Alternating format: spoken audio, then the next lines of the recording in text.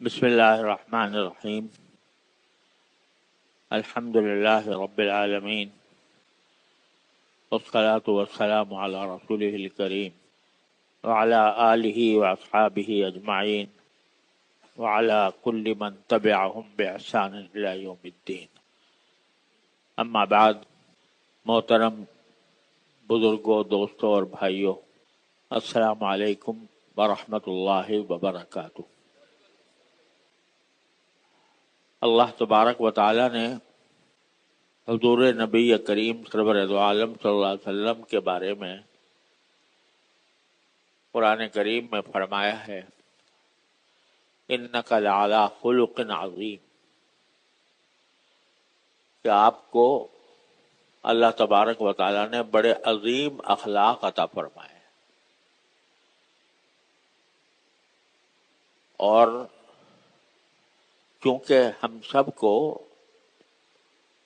نبی کریم صلی اللہ علیہ وسلم کے متبع اور امت ہونے کی حیثیت سے ہمیں حکم دیا گیا ہے کہ رسول کریم صلی اللہ علیہ وسلم کے اخلاق کو ہم اپنی زندگی میں اپنائیں. اس لیے میں چند ہفتے پہلے نبی کریم سرور دو عالم صلی اللہ علیہ وسلم کے اخلاق کے بارے میں کچھ بات کرنی شروع کی تھی. بیچ میں مجھے سفر پیش آ گیا، جس کی وجہ سے وہ سلسلہ منقطع ہو گیا. لیکن یہ بڑی اہم بات ہے کہ ہم لوگوں کو نبی کریم سرور دو عالم صلی اللہ علیہ وسلم کی سنت کی اتباع کا حکم دیا گیا ہے. وہ سنت کی اتباع محض ظاہری اپنے شکل و صورت میں ہی نہیں، بلکہ آپ کے اخلاق کے میں بھی آپ کی سنت کی اتباع ضروری ہے. اس میں سے ایک وصف میں نے پچھلے دنوں بیان کیا تھا، سچائی کا. اور سچائی کے مختلف پہلو میں نے عرض کیے تھے کہ آدمی اپنی بات میں بھی ہمیشہ سچا ہو اور اپنے کام میں بھی ہمیشہ سچا ہو. اللہ تعالیٰ یہ صفت ہم سب میں پیدا فرما دے. آج آپ کی ایک دوسری صفت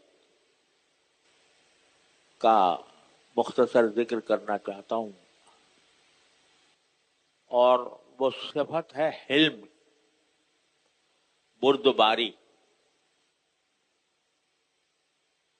غصے کو پی جانا، غصے کے موقع پر انسان اپنی بردباری کا مظاہرہ کرے اور کسی کی برائی کا جواب برائی سے نہ دے بلکہ اچھائی سے دے. اس کو حلم، اردو میں اس کو بردباری سے تعبیر کیا جاتا ہے. انگریزی میں اس کو فوربیئرنس کہا جاتا ہے.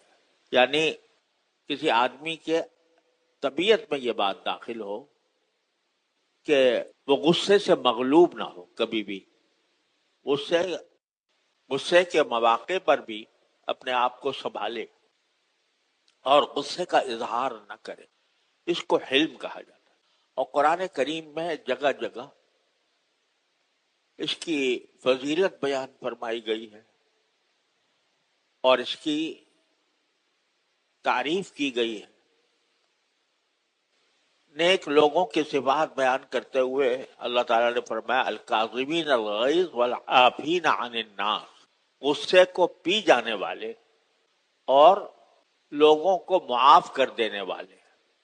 نیک لوگوں کی صفت بیان کرتے ہوئے اللہ تعالیٰ نے اس صفت کو خاص طور سے ذکر فرمایا اور یہ فرمایا کہ ادفع باللتی ہی احسن السیئہ، کہ اگر کوئی تمہارے ساتھ کوئی برائی کا سلوک کر رہا ہے تو اس کا دفاع برائی کے بجائے اچھائی سے کرو. اگر دوسرا تمہارے ساتھ کوئی زیادتی کر رہا ہے، کوئی غلط کام کر رہا ہے، تو اگرچہ تمہیں بعض اوقات اس کا بدلہ لینے کا بھی حق حاصل ہے، لیکن اچھے اخلاق کا تقاضا یہ ہے کہ اس برائی کا جواب برائی سے دینے کے بجائے اچھائی سے دو، اور اس کی صفت بیان کرتے ہوئے اللہ تعالی نے فرمایا کہ اس کا نتیجہ یہ ہوگا کہ فَإِذَا الَّذِي بَيْنَكَ وَبَيْنَهُ عَدَاوَةٌ كَأَنَّهُ وَلِيٌّ حَمِيمٌ، کہ اگر تم ایسا کرو گے، برائی کا بدلہ اچھائی سے دو گے، تو جس کے ساتھ تمہاری پرانی دشمنی ہے وہ بھی تمہارے لیے ایسا بن جائے گا جیسا کہ تمہارا گہرا دوست ہو۔ لیکن ساتھ ہی یہ بھی فرمائے وَمَا يُلَقَّاهَا إِلَّا الَّذِينَ صَبَرُوا، یہ صفت ان لوگوں کو حاصل ہوتی ہے جو صبر سے کام لیں۔ وَمَا يُلَقَّاهَا إِلَّا ذُو حَظٍّ عَظِيمٍ، اور یہ صفت انہی لوگوں کو حاصل ہوتی ہے جو بڑے نصیب والے ہوتے ہیں۔ تو معلوم ہوا کہ اس صفت کو حاصل کرنے کے لیے جو اصل چیز ضروری ہے وہ ہے صبر، دوسرے کی زیادتی پر صبر کرنا، اور صبر کر کے اس کو بجائے اس کو برائی سے جواب دینے کے اس کا جواب اچھائی سے دینا، یہ ہے صفت جو مطلوب ہے۔ اور اس کی ایک بہترین مثال نبی کریم سرور دو عالم صلی اللہ علیہ وسلم کے عہد مبارک میں ایک نہیں بے شمار مثالیں ہیں جہاں نبی کریم صلی اللہ علیہ وسلم نے برائی کا بدلہ اچھائی سے دیا اور غصے سے مغلوب نہیں ہوئے۔ ایک واقعہ احادیث میں آتا ہے کہ ایک مرتبہ رسول کریم سرور دو عالم صلی اللہ علیہ وسلم تشریف فرما تھے، آپ کے پاس ایک صاحب آئے اور انہوں نے کہا کہ میرے قبیلے کے لوگ میری دعوت پر اور میری تبلیغ سے الحمدللہ مسلمان ہو گئے۔ میں نے جب ان کو تبلیغ کی تھی تو یہ کہا تھا کہ اگر تم لوگ اسلام لے آئے تو اللہ تعالیٰ تمہیں خوشحالی عطا فرمائے۔ بہرحال وہ مسلمان ہو گئے، لیکن اب ہمارے قبیلے میں سخت قحط پڑا ہوا ہے، اس کی وجہ سے لوگوں کی روزانہ کھانے پینے کی ضروریات بھی ان کو میسر نہیں آ رہی، اور فقر و فاقے میں لوگ مبتلا ہو گئے۔ رسول کریم صلی اللہ علیہ وسلم سے درخواست کی کہ اگر آپ ان کی کچھ مدد کر سکیں تو ان کی فقر و فاقے کی تکلیف بھی دور ہوگی اور اسلام پر ان کو پختگی بھی حاصل ہوگی۔ رسول کریم صلی اللہ علیہ وسلم نے پوچھا کہ بھئی بیت المال میں کچھ رقم ہے کہ نہیں ہے؟ خود رسول کریم صلی اللہ علیہ وسلم کے پاس بھی اس وقت کچھ نہیں تھا، اور بیت المال کے بارے میں پوچھا تو بیت المال میں بھی کچھ نہیں تھا، اتنی رقم نہیں تھی کہ ان کو دے کر اس ضرورت کو پورا کیا جاتا۔ جس وقت وہ شخص یہ باتیں کر رہا تھا اور آپ نے معلومات کی تھی کہ پیسے نہیں ہیں، تو ایک یہودی کھڑا ہوا تھا وہاں پر، اس یہودی کا نام تھا زید ابن سعنا۔ اس نے جب یہ منظر دیکھا تو رسول کریم صلی اللہ علیہ وسلم سے عرض کیا کہ اگر آپ واقعی ان لوگوں کی مدد کرنا چاہتے ہیں تو میں ایسا کر سکتا ہوں کہ آپ کو 20 مثقال سونا دے سکتا ہوں، بشرطے کہ آپ مجھ سے یہ وعدہ کریں کہ فلاں تاریخ تک آپ مجھ کو اتنی ساری کھجوریں مہیا کر دیں گے، جس کو ایک طرح سے بیع سلم کہا جاتا ہے، یعنی آپ سے میں کھجوریں خریدتا ہوں، پیشگی پیسے دے دیتا ہوں، اور فلاں مدت پر آپ مجھے اتنی من کھجوریں مہیا فرما دیں۔ پہلے تو اس نے کہا تھا کہ میں فلاں باغ کی کھجوریں مجھے دے دیں، باغ متعین کر دیا تھا۔ لیکن بے سلم میں باغ متعین نہیں ہو سکتا، تو رسول کریم صلی اللہ علیہ وسلم نے فرمایا کہ اس باغ کی تو میں نہیں کہتا، لیکن اگر تم یہ کہو کہ اتنے من کھجوریں مہیا کروں گا تو میں انشاءاللہ اتنے من کھجوریں مہیا کر دوں گا، کسی بھی باغ سے دوں۔ اس نے منظور کر لیا اور 20 مثقال دے دی، سونا دے دیا۔ رسول کریم صلی اللہ علیہ وسلم نے اس حاجت مند کو 20 مثقال دے دیے اور کہا کہ جا کر وہاں کے لوگوں کی ضروریات کو تم پورا کر دو۔ بات ختم ہو گئی۔ اب وہ وقت آنے والا تھا جس پر رسول کریم صلی اللہ علیہ وسلم کو وہ کھجوریں مہیا کرنی تھی۔ ابھی اس وقت کے آنے میں 3 دن باقی تھے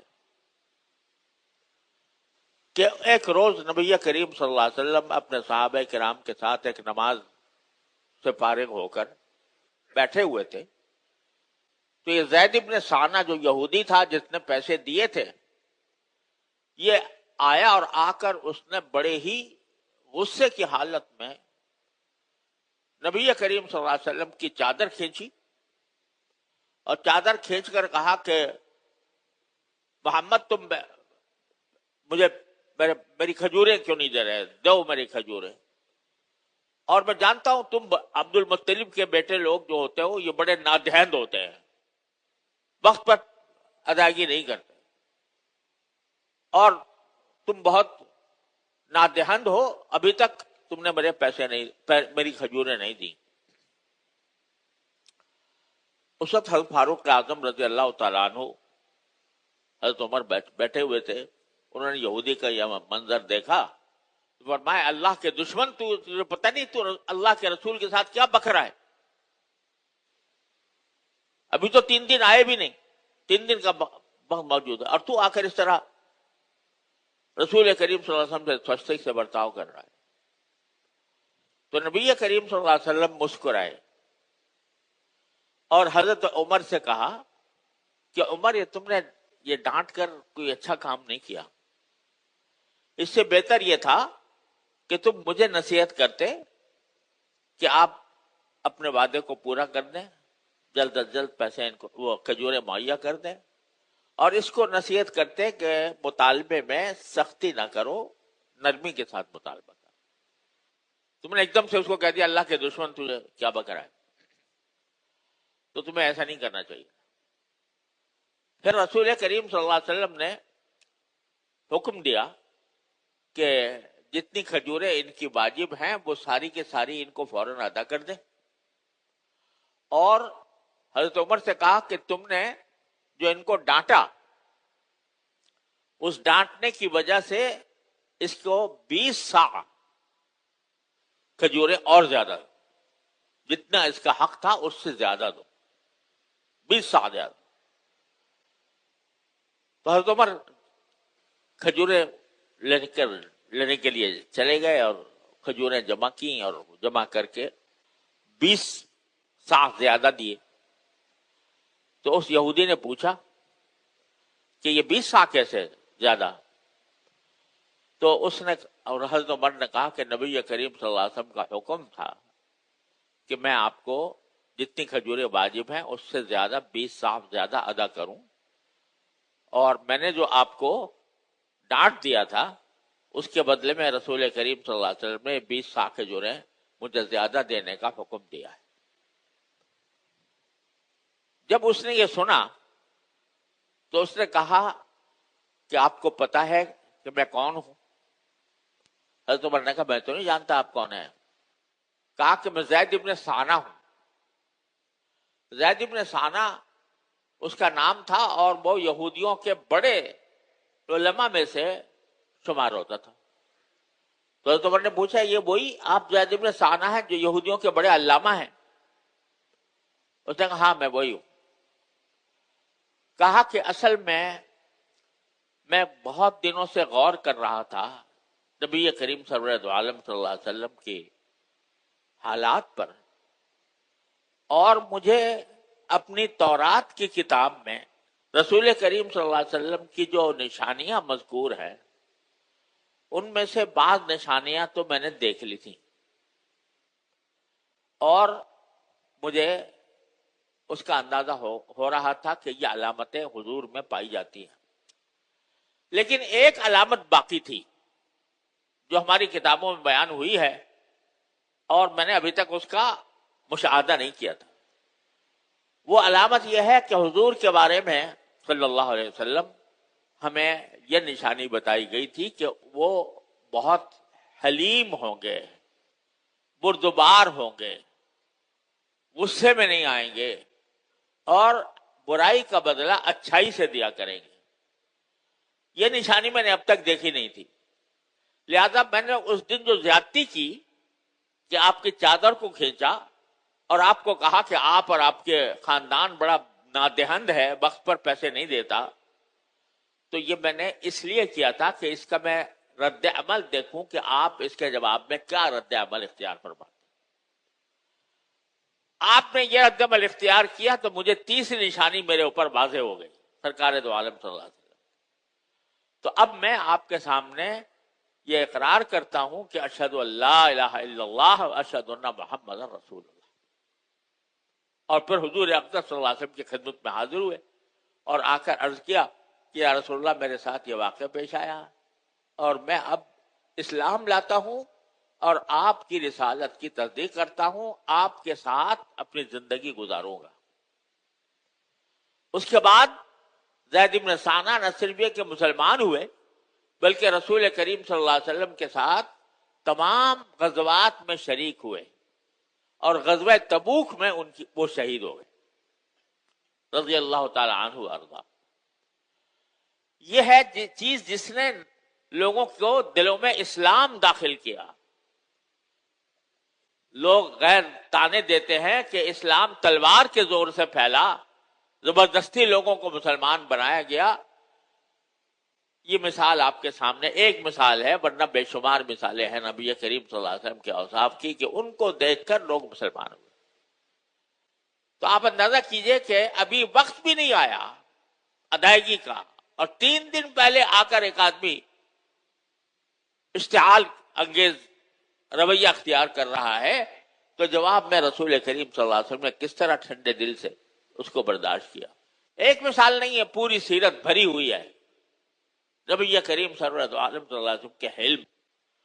اور یہ تو سبھی مسلمانوں کو معلوم ہے کہ جب مکہ فتح کیا تو وہ لوگ جو جان کے دشمن تھے رسول کریم صلی اللہ علیہ وسلم کے، جنہوں نے تکلیفیں پہنچانے میں کوئی ادنا دقیقہ چھو نہیں چھوڑا تھا، ان کے بارے میں آ کر عام اعلان کر دیا کہ انتم الطلقاء،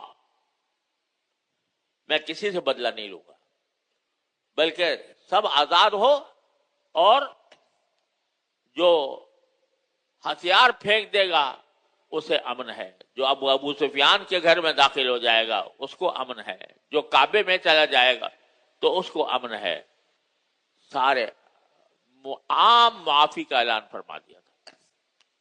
حلم کا اتنا بڑا مظاہرہ کسی فاتح نے آج تک نہیں کیا جو رسول کریم صلی اللہ علیہ وسلم نے فرمایا.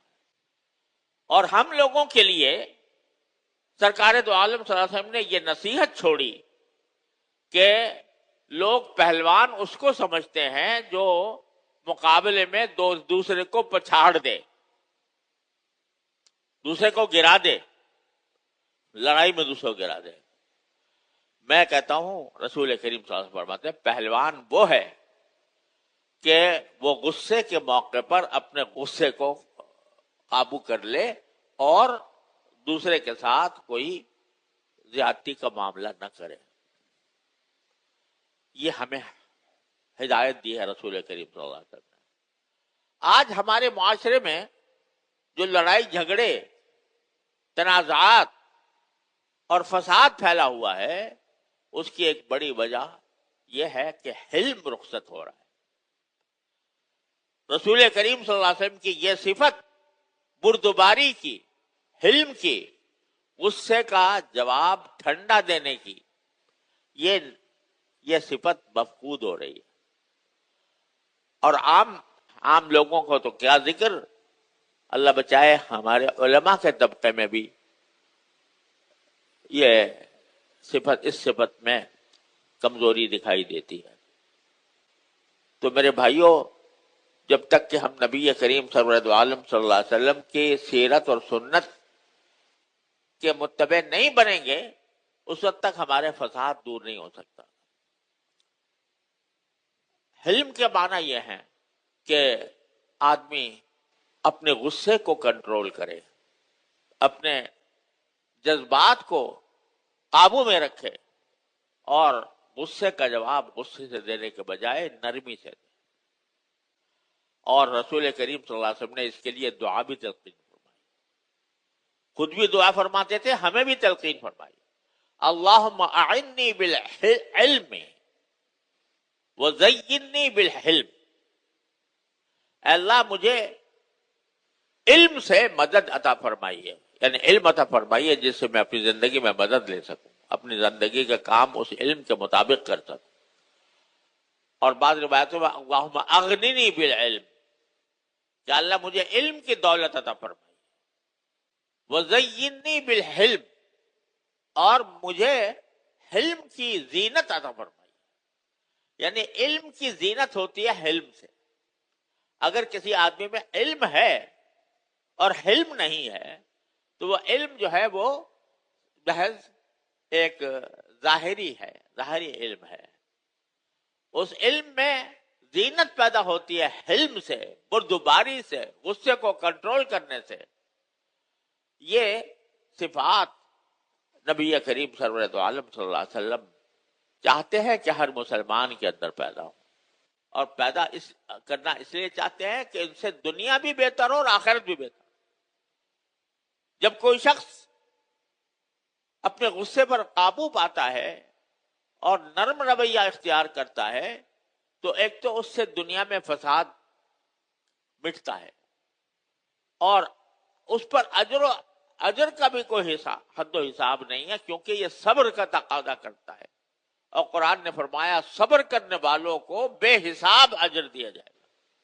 تو یہ ہماری دنیا و آخرت کی بہتری کی نصیحت ہے جو رسول کریم صلی اللہ علیہ وسلم نے فرمائی ہے.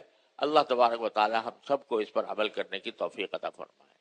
وآخر دعوانا الحمدللہ.